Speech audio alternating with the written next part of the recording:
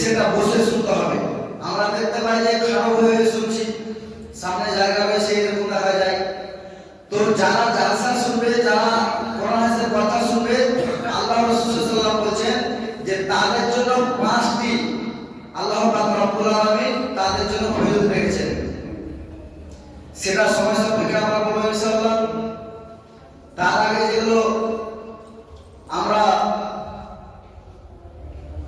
গ্রামবাসী বৃন্দগণ সকলে অবগত যে আমাদের এই বল্লভপুর মসজিদ পাড়ার গত বছরে আমরা জালসা করেছিলাম এবং এবারও আমরা পদক্ষেপ নিয়েছি। আপনারা সকলে অবগত যে জালসা আমরা যদি আল্লাহ রব্বুল আলামিন আমাদের হায়াতে রাখেন তাহলে সামনে রবিবার 7 তারিখ আপনাদের জালসা অনুষ্ঠিত হবে ইনশাআল্লাহ। তো এই জালসা আমরা করছি শুধু মসজিদের উন্নতি করবো নয়, আমরা যে মসজিদটাকে গ্রোথ করা ভাবছি, ডেভেলপ করা ভাবছি, এখানে আমাদের মুসল্লি যেন বাড়ে, সেই আশা আকাঙ্ক্ষা রেখে আমরা এই জালসাগুলো, ইসলামিক জালসাগুলো করে থাকি।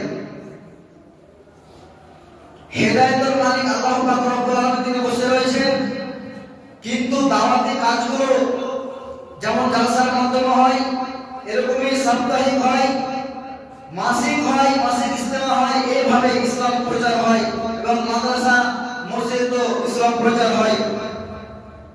কিন্তু অনুষ্ঠিতভাবে জালসা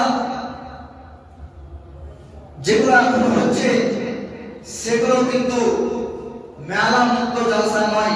আমরা এটা সকলে প্রতিজ্ঞা করব, এই বল্লভপুরবাসী সকলেই, যে আমরা মেলা মুক্ত জালসা করে দেব। আমরা দেখে দিতে চাই যে এই বল্লভপুর গ্রামবাসীও পারে যে মেলা মুক্ত জালসা দেখতে। কারণ